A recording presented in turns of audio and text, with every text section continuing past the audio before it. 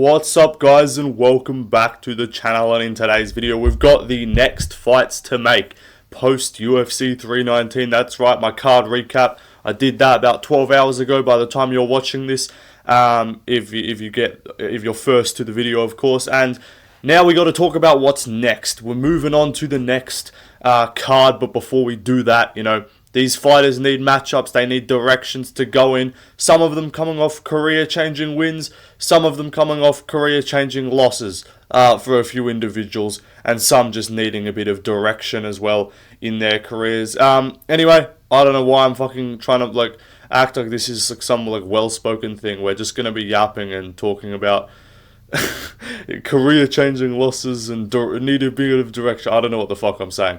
But yeah, let's just matchmaking shit.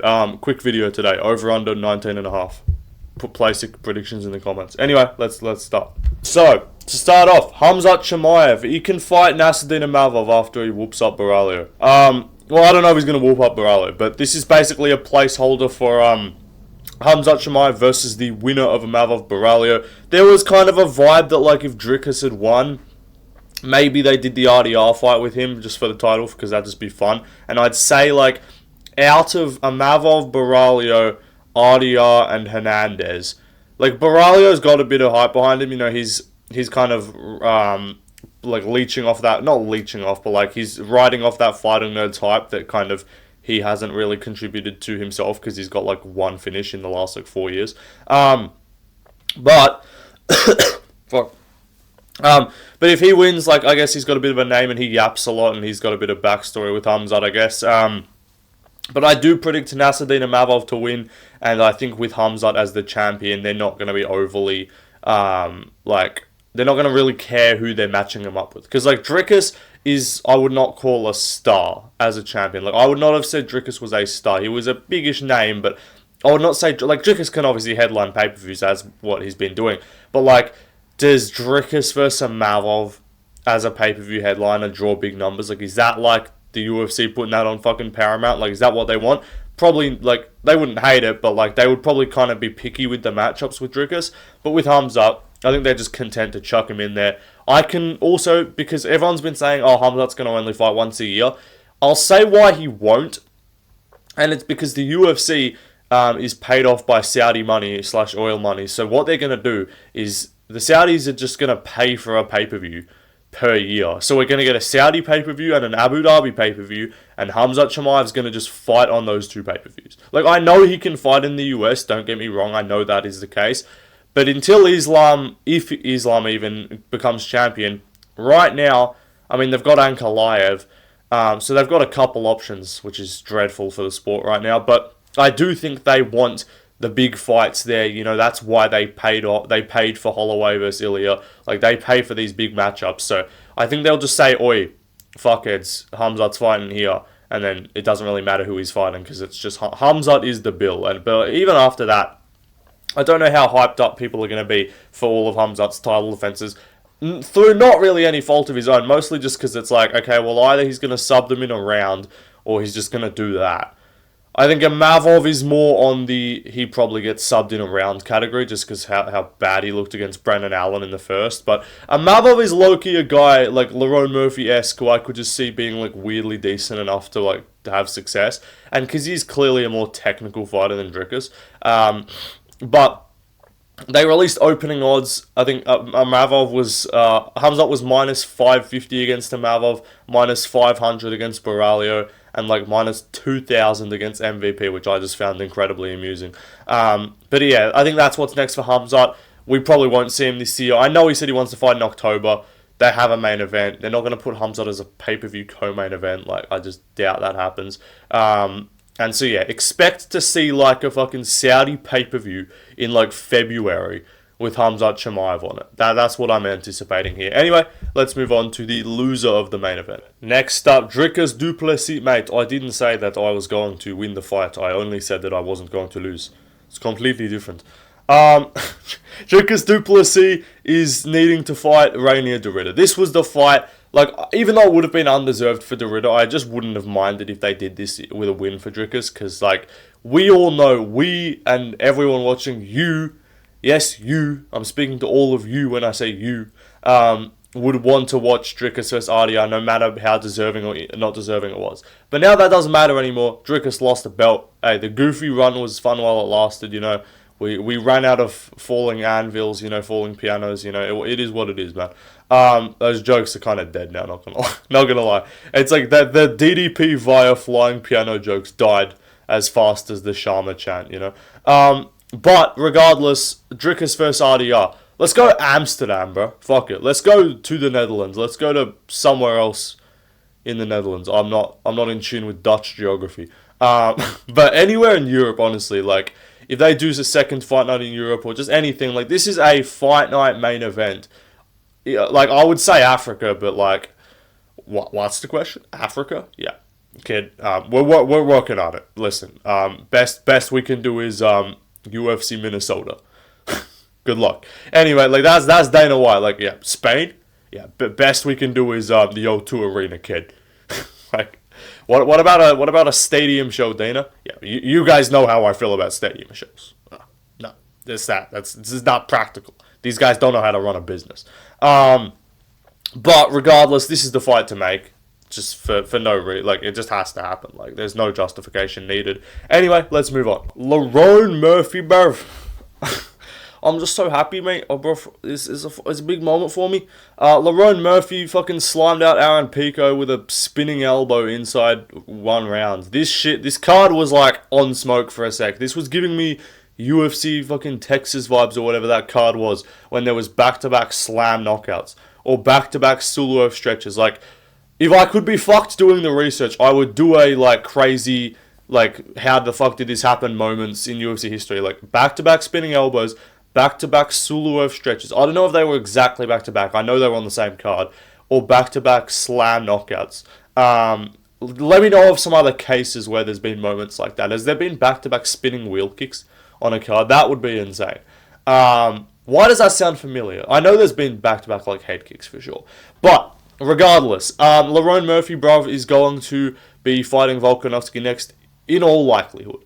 It kind of just depends how quickly the UFC needs to get this December pay-per-view. Because, like, they haven't even announced MSG. But, like, Lopez versus Gene Silva is September. I think Gene Silva's going to win, and I think he's going to win by KO. But I think he will probably get cracked a little bit. I think he'll get tagged a little bit. And, like, October, November, December. Like, is Gene Silva making a 3-month turnaround for a world title fight? I don't know. I feel like this is just a last pay-per-view of the year. Let's get this out the way. Let's move on to the Paramount deal. Let's finish this off with a decent card. And this feels like a Volkanovski Lerone Murphy main event, Pantoja Van co-main. Like, that is a very solid end. That feels like a very regulation, like UFC's like, yeah, let's just end the year with a solid, not crazy stacked, not absolute like fucking UFC 300 level, but just a very good rock solid pay-per-view. Is what's going to happen for Lerone Murphy. Like, people saying Movzar, fuck off. No. They've got the same win streak. Movzar's wins are minorly better, sure, but he hasn't fucking finished a soul inside the UFC. 0 finishes out of 9 fights. He could get a finish in his next fight. He would have a 10% finish rate. Crazy work. I know Lerone Murphy not a finisher, but when it stood up, he made it count. I don't care what your fucking injury was. You pulled out. You don't just get to sit out for 6. You were told you got for 1 more, even if it was deserved or not, regardless. Same with fucking Armin. If the UFC tells you got to fight 1 more time, guess what, kid? You got to fight 1 more fucking time. So you don't get to just try and make them forget about that and just be like, yeah, I'm going to just pull out via injury against Aaron Pico. And run from Aaron Pico like an absolute fucking pussy. And get a title shot. Like, no, that's not happening. So I think the order of business is Murphy number 1, just because he's got the inside lane, because he just got the KO. Gene Silva, if Gene Silva fucking flatlines Diego Lopez, and they haven't booked Murphy versus Volkanovski, he's probably going to get it. So it's basically up to Murphy and his management to just be like, let's fucking get this done immediately. Now! Get this done now, because if that fight, even if they've like got that shit basically signed and they're about to announce it, like, look, they might have that shit signed, sealed, and delivered, they're about to fucking announce it. if they see Gene Silva KO Diego Lopez without taking any damage, they are immediately going to rip up that contract, go straight to the back, and Dana's going to be like, I don't matchmake fights on the night of the fight, but how do you not give Gene Silva a title shot? You already know. Even though Murphy just fucking killed a man. So yeah, Movzar's cooked. You can fucking fight, I don't know, Yusuf Zalal, kid. It doesn't even matter. It doesn't even beat anyone good. Just, get a win, dude. Fight, again, main event that Qatar card in November. There's a Qatar fight night card in November. Movzar Evloev versus fucking Arnold Allen rematch. I don't know. Versus Yusuf Zalal. That's what we do. Anyway, let's move on. Aaron Pico, you can fight Dan Ige. I guess Dan Ige is just the UFC, come overs. You come over to UFC, you look mid, you lose. You lose to a top 10 guy. Well, Dan Ige is not a top 10 guy, so let's just see how you do against him. Pitbull was able to rebound. Let's see if Pico can as well. Losin Kita is about to fight Pitbull in 2 weeks' time at UFC Paris, or 3 weeks' time, which is, by the way, if you don't know, now you know. Losin Kita is going to fucking kill Pitbull, by the way. He's very good. 6-10-1. Only loss was via fluke injury. But if somehow he loses and gets fluked, he'll probably end up fucking fighting Dan Ige too. But for now, Pico, Dan Ige, I don't think they're, they still see, they're big fans of Pico. They were very high on him coming into this. With Patchy Mix and with, Pitbull, it didn't seem like they really just promoted the fuck out of them. It's these guys are coming over, they're cool, right? Am I wrong for saying it didn't, even with MVP, it didn't really feel like they just put the promotional weight of the fucking company behind them. With his, Pico, they're clearly big fans of him. He took a really tough loss here, but, they're going to be alright, let's give you damn. They're not going to be alright, yeah, here's unranked fucking Nathaniel Wood or some shit. They're not going to do that. They're going to be yeah, here's Jose Delgado. And he gets fucking flatline KO'd again. So yeah, Pico can fight Dan Ige. Anyway, let's move on. Next up, we were all excited to watch CP yesterday, and CP delivered a finish of the highest magnitude. I'll stop in with this shit before this gets taken out of context. What's it called? That clip or whatever from the video of mine a few months ago made its way onto the IG algorithm in the reels, and that shit ended up getting over 300,000 views, and it got sent to me by a few people from my school, which was concerning and surprising to say the least. So yeah, I'm not trying to have someone send me a clip of me saying I love CP, and that is a lot harder to explain than me talking about Jewish people in a video. But regardless, Carlos Prates delivered a nasty KO over Geoff Neal, flatlined him, spinning elbow. I'd say the Murphy one was definitely cleaner. I like this one more. I can't even say I like it more, but this shit was nasty. People are gonna kind of forget about this just because Murphy's the one who's gonna get a title shot out of this. Murphy's the one who he's came after. And it was that there was more attention on that fight, obviously, given that Pico had a bit of storyline around him. Prates' one was fucking nasty as well. Murphy's just a clean-ass counter as Pico just came, crashing in. Let me rewatch Let me rewatch CP right now. And just double-check, because I want to make sure I get this right. Let's just check this. Because he lands the elbow, and I don't think Geoff Neal actually stepped in. He kinda did, but this was more just Prates on the front foot with his, Murphy countered it. But nasty finish. It's Leon Edwards, bro. Just give him Leon Edwards, bro. Give him his call out. I don't think it'll happen, but it should.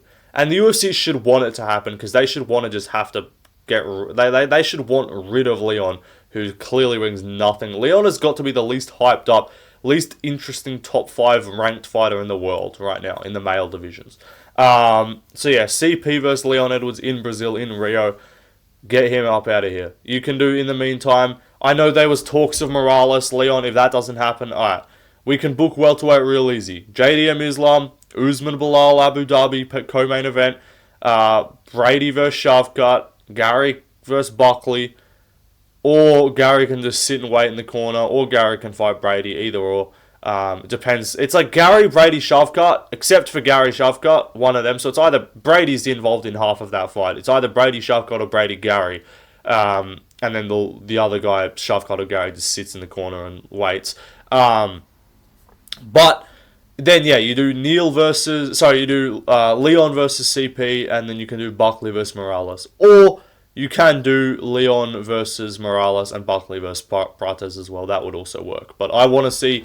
I don't think Morales will just lay out, fucking kill Leon Edwards. Like, there's a really good chance Morales gets, like, fraud checked by Leon.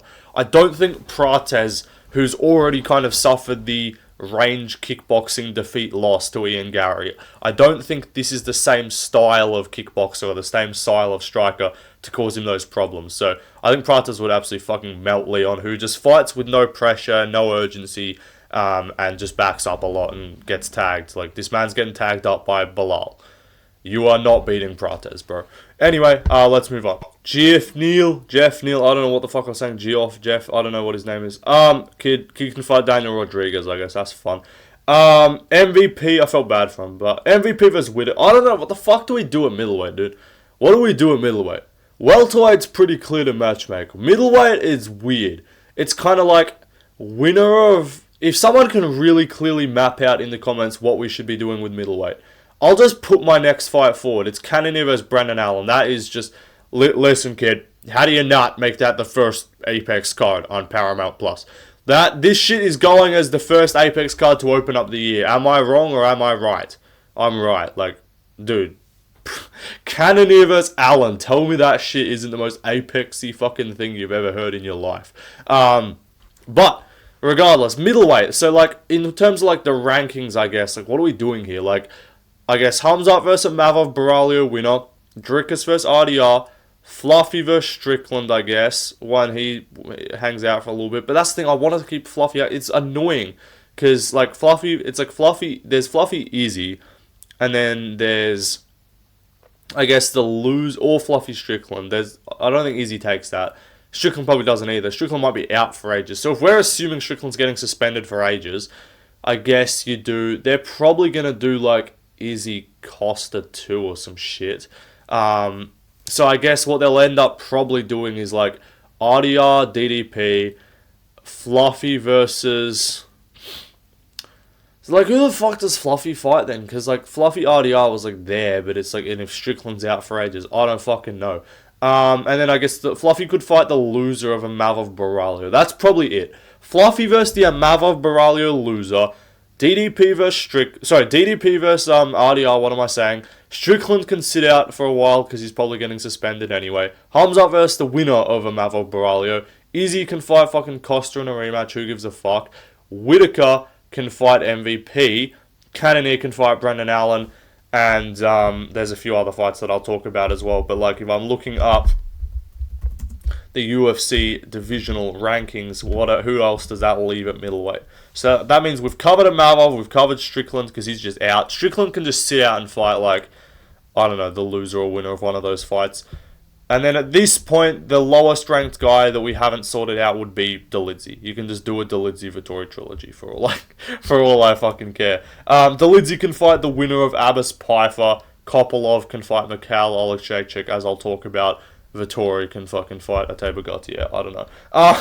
But, yeah, that's middleweight sorted. I think I figured it out. Yes or no, I figured that out. Is that the best way to do it? Who knows? People are going to say MVP Izzy. They're not going to fight each other. If you are friendly with someone, apparently it means you can't fight them. They're not even boys. They don't train together. They don't live together. They didn't grow up together. They're not even from the same fucking region of the world nor country. Like, I don't know what the fuck this is. Izzy saying, like, no, I don't want to fight him. I'd rather rematch Strickland or Costa. Like, what is that? No Fluffy, no RDR, none of that. Nah, I'd rather just get a rematch from my easy-ass title defense from a few years ago. So weird stuff there. Anyway, I think that's the good way to do middleweight. I don't know, like Rob, like who else do we give Rob otherwise? Like, I don't want to do Rob Fluffy, that's just mean. And otherwise you're giving Rob a major step back. Like, what do you do? Fucking Whitaker Hermanson or some shit? Like, I don't know, like Whitaker Dolidze, like that just feels weird. So I think that's the way to do it. Yeah, I think that's the way to do it. Otherwise, I guess it's like MVP Strickland. Jesus Christ, the build up to that would be interesting. Anyway, arguing over who had a worse dad, I think MVP wins. Anyway, let's move on. Next up, Tim Elliott. Fight Steve Erceg, I guess. Like, surely Tim Elliott cannot fraud check 2 of Pantoja's title defenses. We must have at least more than 2 wins on our resume that age well. You know, the Rival and the Moreno wins are good, and the Cap win is aging decent, but we need more than that. We need Kai Kara-France to go on and win his next fight somehow. We are low-key rooting for Kai Kara-France to win his next fight, just so Pantoja's resume doesn't get fucking fraud checked. But regardless, this just feels like a appropriate fight to make. Like, Urseg's clearly not making any leaps and bounds back towards the top 5. He looked mid as fuck against Ode Osborne. And Elliott, while winning by finish, it's like you're not commanding exactly a top 5 opponent. And then Kai Sakura can fight Andre Lima. Yeah, I don't know. We're not doing you any favors. I guess the biggest favor we can do you is guarantee a striking match, probably. But, like, Lima probably still grapples. But for the most part, this would be a cool fight on the feet. Another fight I wouldn't mind would be Asakura versus Jose Ochoa. Asakura even versus, like, Alona Kavanagh with a win against, like, Charles Johnson this weekend. Like, who knows? Even Asakura versus Charles Johnson, you know? I don't really know what to do with him. Anyway, let's move on. Bayan Sungar fucking Susakarayev. You can fight Brundage, kid. Yeah, look. The turnaround thing was sick. He had some crazy hype behind him. And the hype's not gone, but no one's going to be, like, ranting and raving about this guy. Like, this guy's not going in Lucas Tracy's next best prospects of the sport video. Like, this guy's he's on the back burner for now. You know, he called it, like, he was a bit too energetic after that. To me, it's just like, I made it's like, alright, bro, just stick to the basics, you know. 4-day turnaround, that was cool. That's what you did well. You did get a finish. I'm not going to completely shit on him. Like, Eric Nolan might be good. So at this point, we kind of got to hope that Eric Nolan, like, goes back to 170, because that's his weight class, and, like, knocks a few guys out. Like, Eric Nolan goes out there and, like, wins his next 3 fights against, like, decent level unranked opposition. Like, hey, we can start to respect Susakayev. But, yeah, he's taunting way too much. Dude's open as fuck on the feet. Clearly his grappling's actually better than his striking. He just happens to finish that guy with a body kick. I know he has 7 KO wins, but he's probably been crushing cans. But, like, when it comes down to it, when push comes to shove, you got to grapple, bro. Like, don't be taunting on the feet. You lost the striking exchanges pretty much. He chewed up his leg a bit, but you got to sharpen it up. You're 24. It's not like this guy's 37. Like, he's not some Lerone Murphy age level prospect. Like, he's not some Mirzakhanov taxi driver age guy with no hairline. Like, he's got a lot of time. He's 24. Like, Gautier's 23. Like, these middleweight guys up and coming, we're in good hands. Bakoev, I don't know how old he is, but he's not too old either. So yeah, middleweight's in good hands on the come up, but yeah, Susakayev, no rush. Don't need to give this dude fucking, like, Shabazian or some shit. Don't need to give this dude, like, Sharamagomedov. Like, no. Let's just chill. Let's just give him an absolute fucking can. He can beat up Brundage. Round 1 KO Cody Brundage, get the hype back. If he looks shit against Brundage and almost loses, then we can readjust and be like, okay, yeah, maybe this dude just is fucking mid and was an industry plan. Anyway, next fight on the card, Mikhail Oleksiejczuk. As I mentioned before, Roman Kopylov just feels like a really fun fight that I'd like to see. This just feels like a similar sort of fight to the Shara fight, except, like, I don't even know, like, how do I think of Kopylov? Because, like, he's been looking good, sure, and he looked decent, I guess, against Curtis, but he's still getting boxed up a little bit in that fight, so I don't know. And Mikhail looks improved. He looks better. He looks way better than the Shara fight, in which he still was, like, relatively competitive. And since then, he smoked Dumas in a round, and he's just smoked GM3 in a round. So Mikhail, at Fighting Nerds, is looking good. That move's definitely helped his career. So yeah, let's do him versus Kopylov. I just want a striker. Like, let's just do him versus, like, someone fun. If you hadn't already fought Michel Pereira, I would say do that. But yeah, like a Kopylov. Or, like, again, if you hadn't fought Shara, I'd say do that. But, like, yeah, something like that. Maybe a Shabazian after he fights. I think it's Andre Meniz is the guy he's fighting. Any one of these kind of guys. I think, like, Tavares is fighting Robert Brychek in a couple weeks. Do that. Like, winner of that fight, I guess. Anyway, let's move on. Next up, I don't care about Lupi versus Andrade. It was a good fight, but I'm not fucking matchmaking women's MMA. They've all fought each other already. Hernandez can fight fucking who cares? Like, I'm sorry, I don't care. Drew Dober, who gives a fuck? Even though he won by KO, like, I just couldn't care less about the career of Hernandez. He's gonna just fight some random unk and just sell as a -250 favorite. But Edson Barboza, I know he lost, so Drakkar close. I don't know. You fight Michael Johnson or some shit. Fight Bobby Green. But anyone, Jim Miller, fucking anyone. I don't know. Not Jim Miller, because that's who I'm saying for Barboza. Yeah, Edson versus Jim Miller. I don't know how the fuck this ain't happened yet. Jim Miller, if you're gonna stick around, sorry, Edson Barboza, if you're gonna stick around, fight the unks. I wouldn't mind like Barboza, Bobby Green either. That'd be cool. Again, half of these fights probably fucking happened already. I don't even know what the deal is with these unk lightweights. But Edson, yeah, you can fight Jim Miller, Bobby Green, any of Michael Johnson in a rematch or whatever. I think they fought surely. Any of these kind of fights, like this is what we're doing with MJ. Fucking bring back with Edson, bring back fucking Kevin Lee for all I care. Like if he's gonna stick around, I need him to not just look shit against good people. I know close isn't good, and I thought Edson actually fucking won the fight, but he clearly just looks so much slower. Which I don't like. So yeah, let's not be dealing with the sad reality of Edson being mid and old and washed, and let's just give him an unk and they can scrap, and we can get one last Edson spinning wheel kick. Let's give him Jubilee, and he can flying knee Jubilee in the nose. Anyway, let's move on to the final fight. Again, I'm not matchmaking fucking women's fights. Deone Barboza and Karine Silva. If you want Deone Barboza matchmaking, you're in the wrong channel, buddy. Go watch fucking The Weasel or something. I don't know, he'll probably matchmake what's next for them. But, yeah, this tough guy, Joseph Morales, or whatever the kid's name was, fight like Ode Osborne or something. I don't know. Morales actually looked good. I'm low-key, like, just another note, like, kind of added thing to my recap. I probably already talked about this already. This shit pissed me off, bro. Not this fight, just generally, but, like, I don't know. Like, it just was, like, annoying. First of all, tough fights shouldn't fucking count. They're earning a contract in the UFC. Why are we picking them in UFC fights? Also, side note, there's 2 fights this weekend on the road to UFC card, not the actual UFC card, which only has 12 fights, by the way. So they could just make it a 14-fight complete card and add Shi Ming versus Bruna Brazil. Shi Ming, who, whilst not very good, and probably might fucking lose. I don't know if I'm going to pick her or not. I'll see. Bruna Brazil's shit, though, so I just can't trust her. But Shi Ming, who's, like, probably the most hyped, unranked women's fighter that there is. I know that's, like, a very small fucking group of people. But, like, undoubtedly, that head kick KO, like, she is, like, there's, like, memes about her. There's a lot, like, which unranked women's fighter have you fucking seen come across your FYP, your For You page? Mine's just fucking FYP. What's going on with my brain? But, like, has come across your page, or you've seen a real, like, a meme of them or some shit. Who you seen edits of, bro? Like, I see edits of Zhang Wei Li, and I see edits of Shi Ming. Like, who else? I ain't see shit otherwise. It's just Grasso thirst trap edits, bro. Just Dern cake edits. Like, I don't know. So, I feel like we gotta see this, what am I saying? I'm saying, like, why is this not on the fucking card? And then Tumen Dumbarell, who's barely a UFC fighter, is also fighting, but I'm not as focused on that. But, like, Gage Young versus Mahashate and some other fucking random bomb fights, like, do not need to be taking up a place on this card, dude. But all good. We got to make way for the glorious Gage Young. And the glorious Kiefer Crosby on a Fight Night main card. Anyway, guys, that will do it. Like and subscribe. I hope you enjoyed and shit.